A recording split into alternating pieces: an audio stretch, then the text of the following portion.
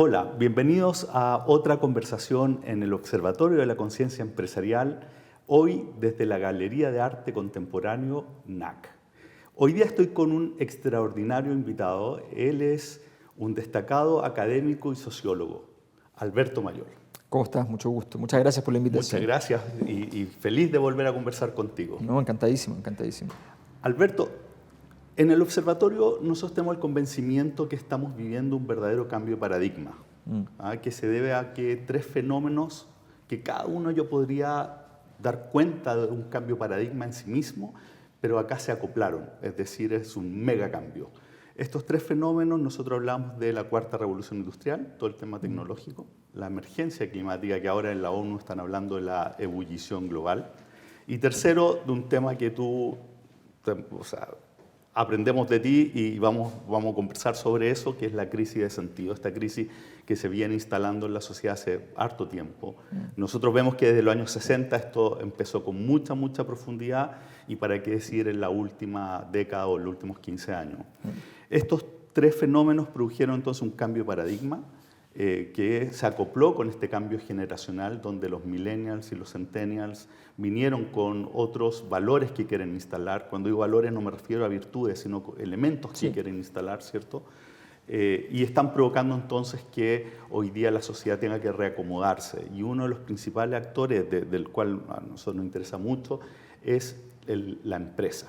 Nosotros vemos que la empresa tiene que jugar un rol distinto en este nuevo escenario y para eso estamos impulsando lo que llamamos la conciencia empresarial, que los empresarios y la empresa tomen conciencia que ahora es momento de no solamente generar utilidades y producir bienes y servicios, sino que ahora es momento que tomen un rol en términos de agregar valor no solamente a los accionistas, sino que también a todas las otras partes involucradas, la sociedad, el medio ambiente, etc. Entonces, en ese punto es que estamos y me gustaría partir escuchándote. ¿Te hace sentido este cambio? ¿Lo ves así? ¿Ves otro fenómeno?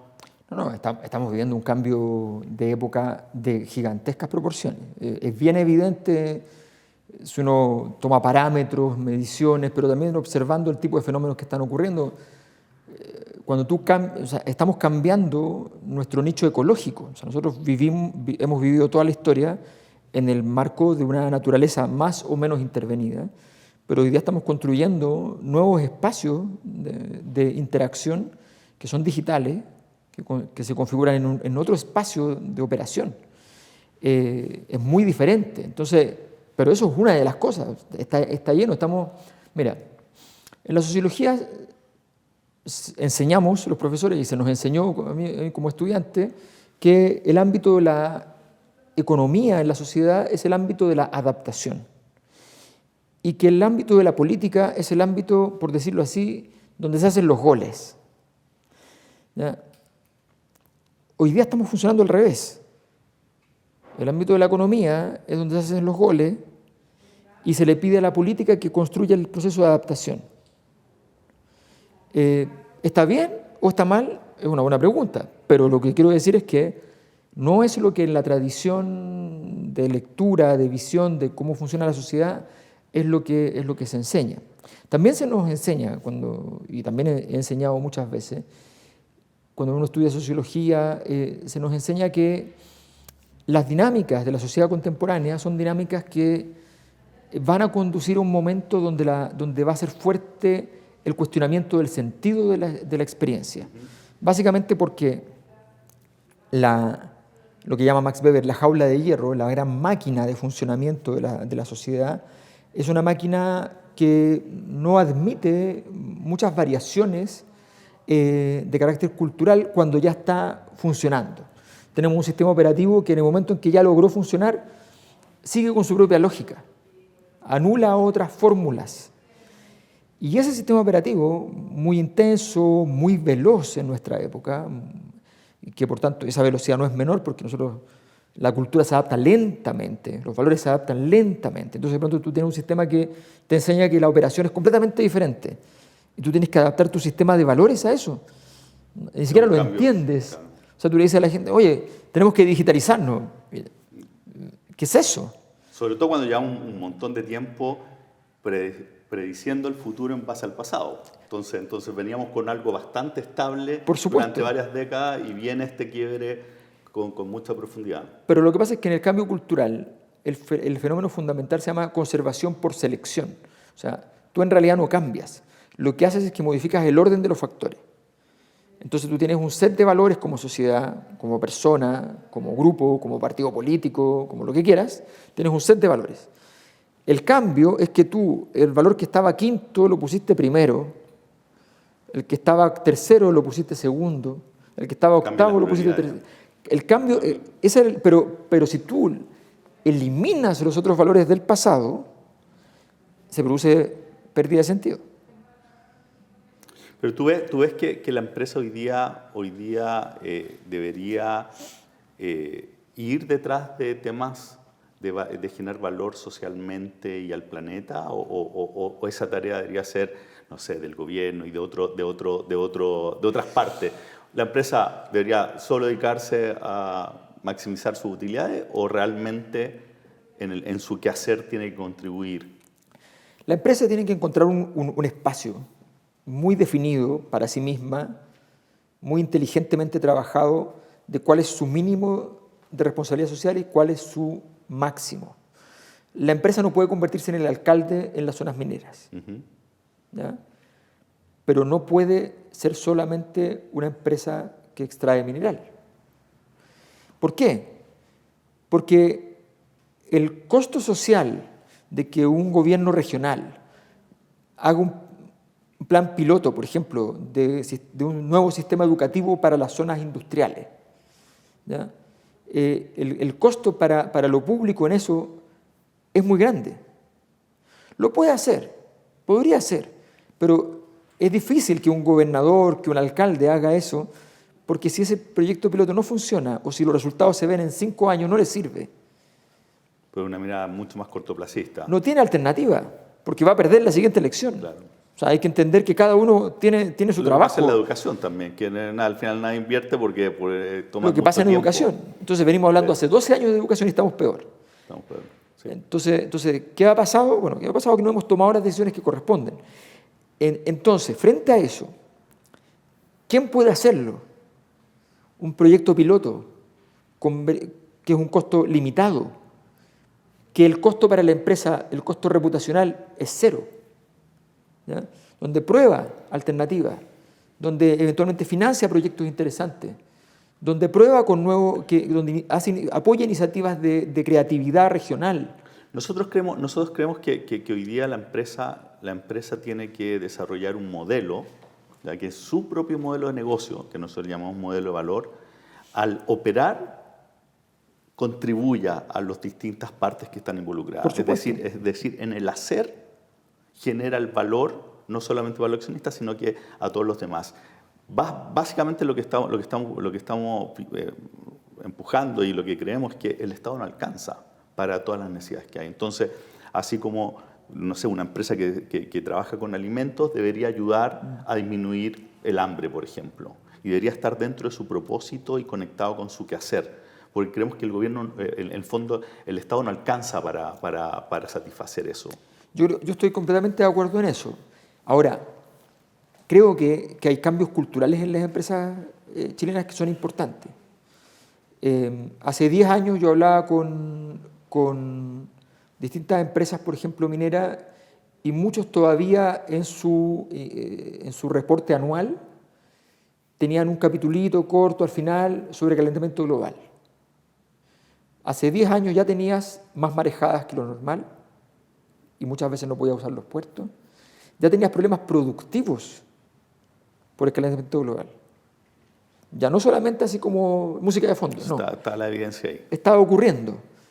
Y muchos reportes internacionales tenían eso en la primera página, no en el último capítulo. No en el contexto, era el texto.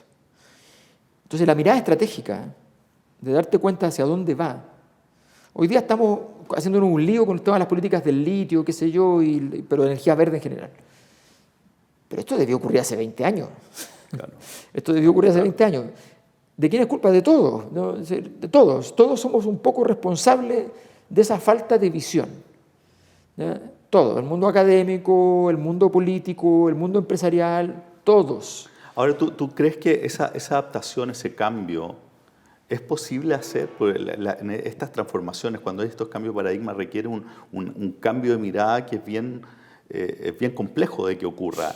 ¿Tú crees que estas generaciones, las generaciones, por ejemplo, mayores de empresarios, Sí. los ves haciendo esta transición, o es un tema que en el fondo necesita el recambio generacional? ¿Y cómo avanzas en este camino, considerando que siempre hay gente que se siente perjudicada y que te resiste el cambio? Mira, yo creo que hay un conjunto de prácticas que a nivel empresarial hay que cuestionarse. Yo conozco bastante el ámbito de la innovación, he conocido mucha gente que ha estado innovando hace rato en Chile, que le ha ido bien con proyectos muy interesantes, ha ido bien en el sentido de lograr tener resultados, tener logros también internacionales, pertenecer a un cierto ecosistema de nivel mundial, o con ideas que son preliminares pero que están muy buenas. Y pasa mucho, ¿no?, que en general se encuentran con un empresariado que quiere todo empaquetado, que llegues con el paquete, que tú lo abras, completa, esté listo en versión pequeña. Entonces, a ver, yo digo, tienes una buena idea, ¿ya? Tienes una buena idea. Supongamos que lograste empaquetarlo, efectivamente, ya, y lograste empaquetarlo y te demoraste, ¿cuánto? 3 años, más o menos, en lograr llegar a ese nivel. Investigación, desarrollo, ¿ya? Finalmente llegar al primer paquete. ¿Ya? Te gastaste un montón de plata que no tenías, además, ¿ya? Porque en ese momento lo fuiste mostrando y todos dijeron, mira, todavía no funciona, así que yo no puedo invertir. Y cuando llegas con el proyecto, que es un proyecto que tiene posibilidades de desarrollo futuro, te dicen, ya, pero ahora hay que amplificarlo, me interesa, pero yo quiero invertir solo en la amplificación. O sea, tú le estás diciendo a esa persona que está creando algo, que tuvo la idea, que a ti te gustó, tuvo un desarrollo que te gustó, que tiene que seguir esperando, ¿ya?, a que esta cosa prospere, y que si llega a prosperar, podría tener un porcentaje porque tú ahora vas a meter una inversión más grande. ¿Qué es eso? O sea, entonces debo entender que Zuckerberg no es el que se le ocurrió la idea, sino que el que tú hizo la inversión, porque él se quedó con todo, ¿no? Entonces, no se entiende, ¿me entiendes? Hay una cosa de respeto al valor que es muy importante. Yo creo que necesitamos una gran capacidad de entender que estamos con pocas estrategias funcionando, que nos acostumbramos a una época más táctica que estratégica. Hoy día el mundo requiere estrategia, porque es un nuevo escenario, en definitiva, cambió todo, entonces necesita, este es el momento de la estrategia, si no... Todos los parámetros, todas las variables, y para eso necesita información. Ahora tú estás diciendo el tema de valor. ¿Tú ves a los empresarios, sobre todo a los más, digamos, a los mayores, sí, considerando el valor en términos más amplios, en términos de incorporar los otros participantes, en términos de cuál es el valor para mis clientes, para mis colaboradores, para la sociedad, para el planeta? ¿O los ves todavía centrados en el valor económico individual? ¿Ah? Con esto, porque la tesis que hay detrás es que cuando tú trabajas en mirar el valor más amplio, lo que haces es agrandar la torta. Entonces, sí, al final termina siendo más rentable, para lo cual hay harta evidencia que dice así. Yo he visto...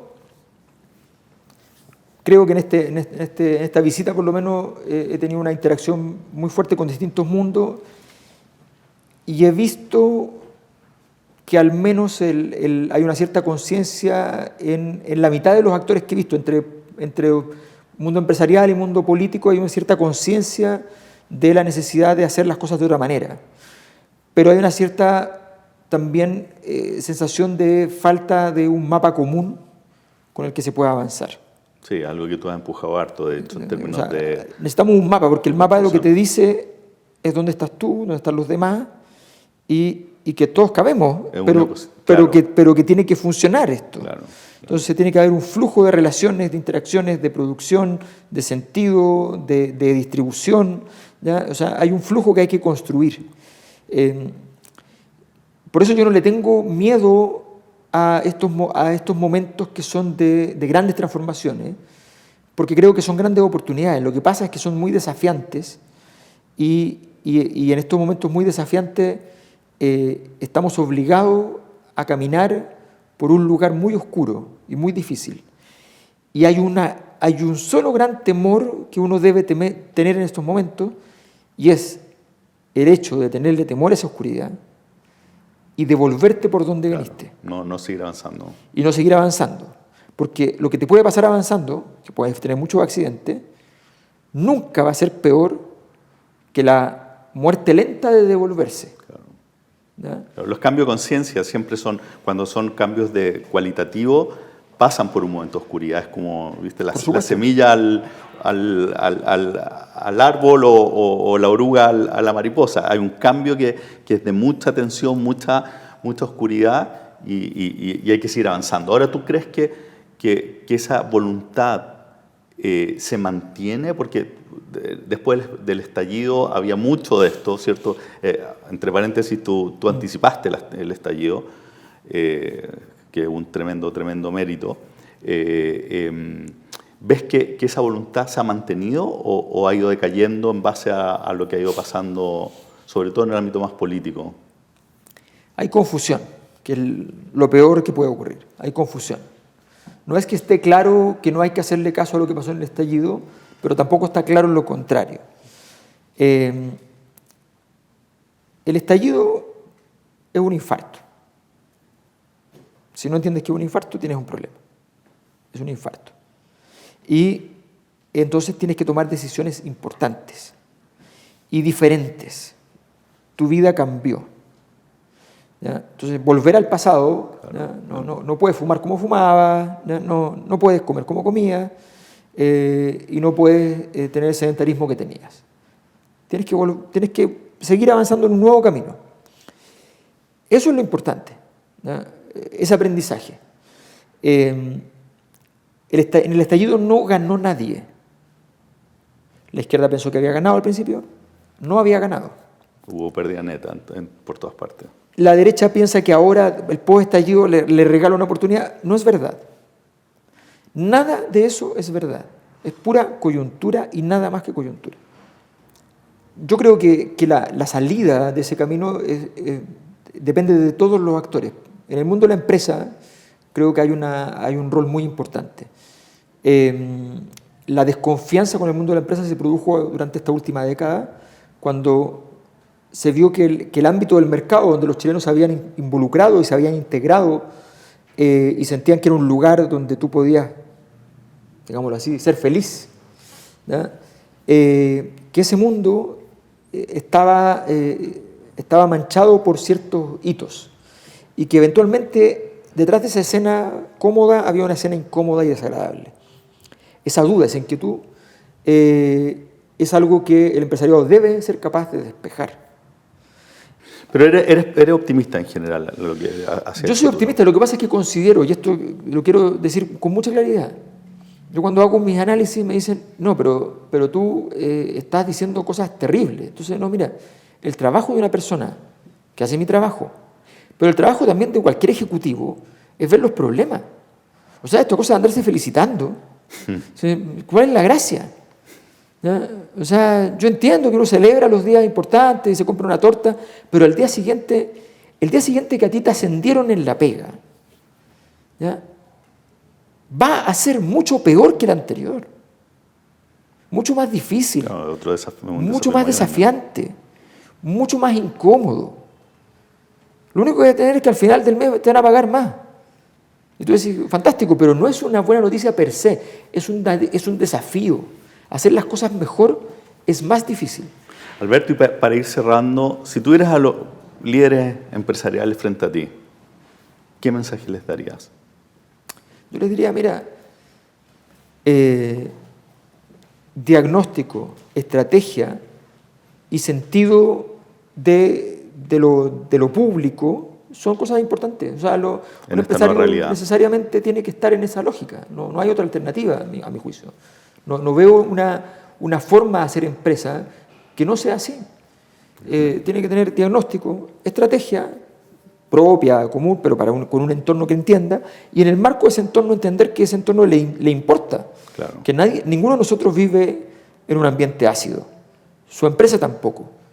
Si el ambiente se está poniendo ácido, a veces literalmente, ¿ya? No funciona. Entonces hay que buscar el mecanismo para que eso funcione. Y para eso necesita una relación con el entorno político, social, cultural, en fin, mucho más potente. Excelente. Muchas gracias, Alberto. Gracias a ti, Alexis.